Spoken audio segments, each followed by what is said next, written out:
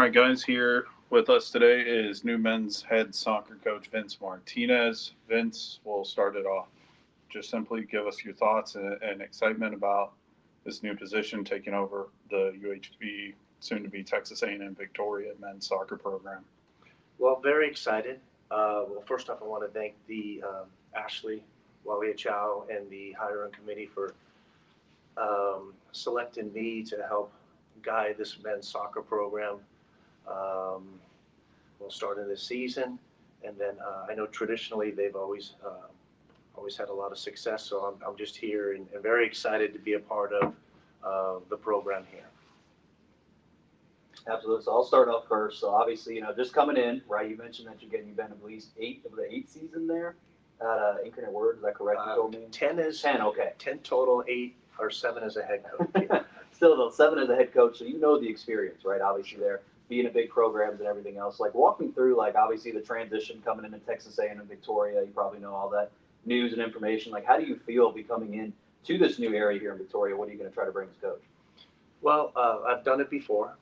I did a one-year job in Illinois, Joliet, Illinois. It was University of St. Francis. So I'm kind of familiar of coming in, kind of late in the process and getting adjusted to the city, getting adjusted to the program.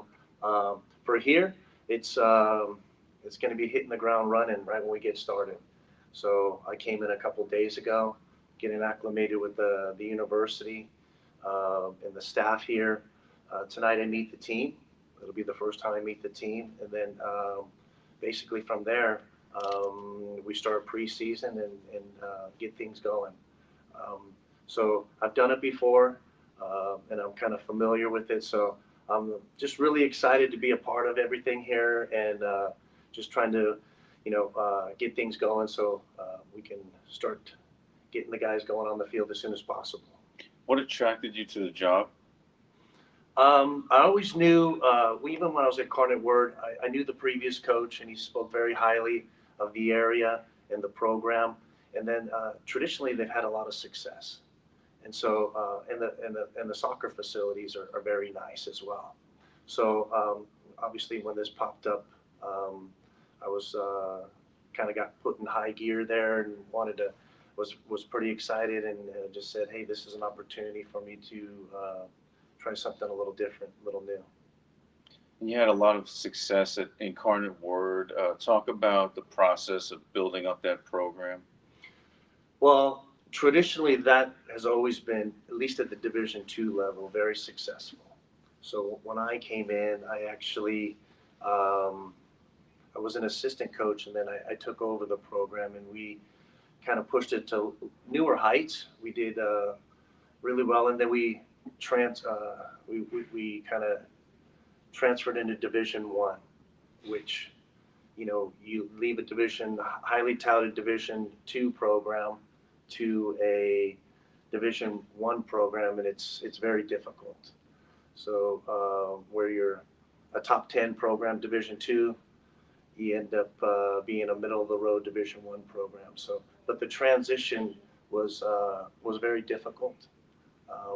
But overall, it was a wonderful experience. I loved my 10 years there.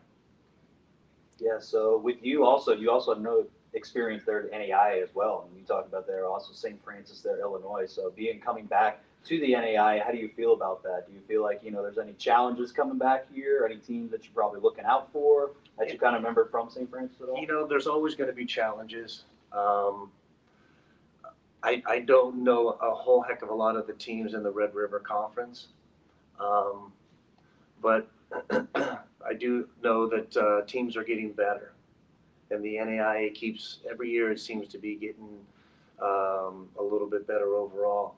So, and sometimes in conferences teams go through ups and downs, so you never know how strong the conference is going to be.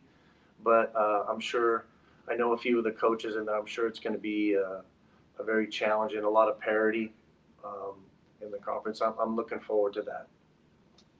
What are some team goals, things that I know you're going to meet the team tonight, right? But like when you kind of talk to the team for the first time, like what is going to be like your main message, like bulletin board material for this season? Well, I'm going to have to adjust to the team this year. Um, you know, it's not like, you have a program already established and you bring in your style of play and so forth. So I'm going to have to adjust to the team, meaning we'll have to find out what their strengths and weaknesses are, and then we go from there.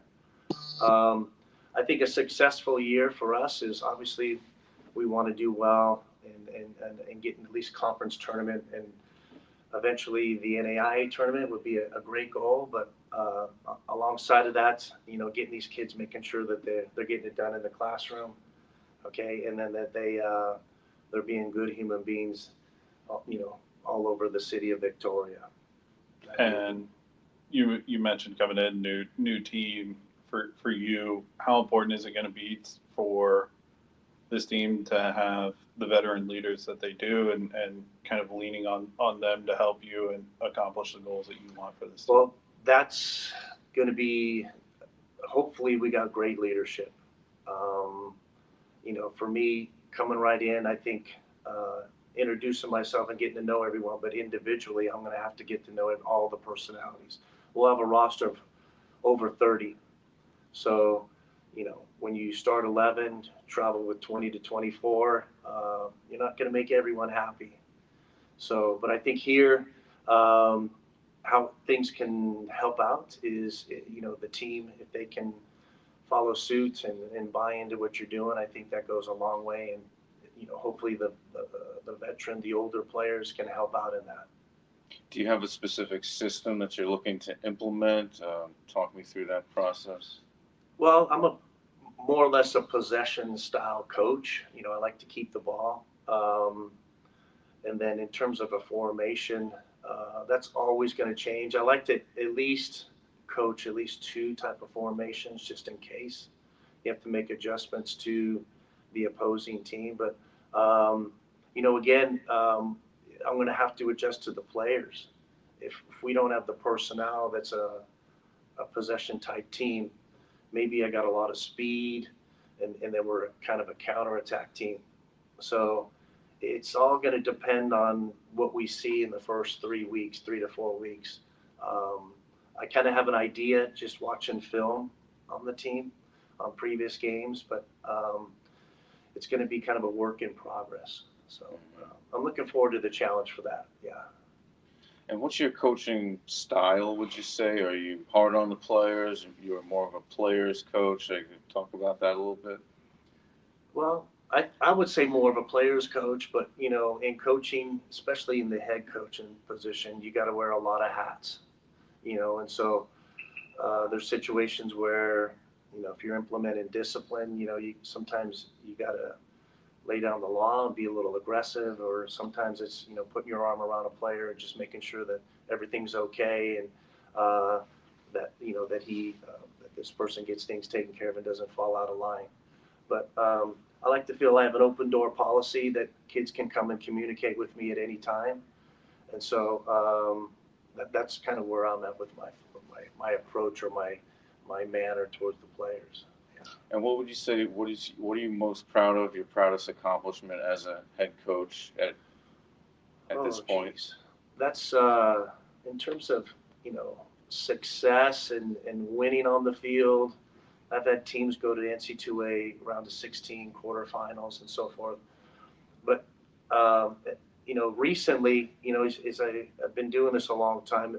A big accomplishment is just at St. Francis getting the guys to. We were number 2 in GPA. In the CCAC. That I hold that.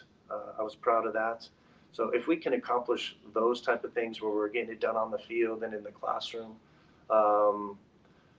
those I think, those are very important to me. One of the higher things was making it to the round of the quarterfinals of the NCAA. That was a big accomplishment for me.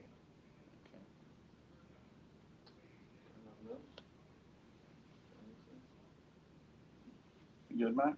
Yeah, I'm good. All right. Thanks, Vince. All right. What was that?